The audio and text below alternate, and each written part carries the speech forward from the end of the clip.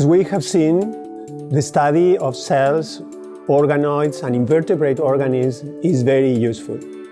However, if we want to get closer to the human disease, we need to perform our analysis in a mammalian organism.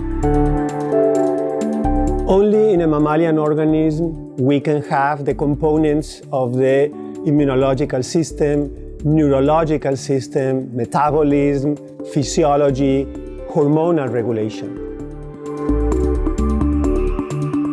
That's why we use the mice.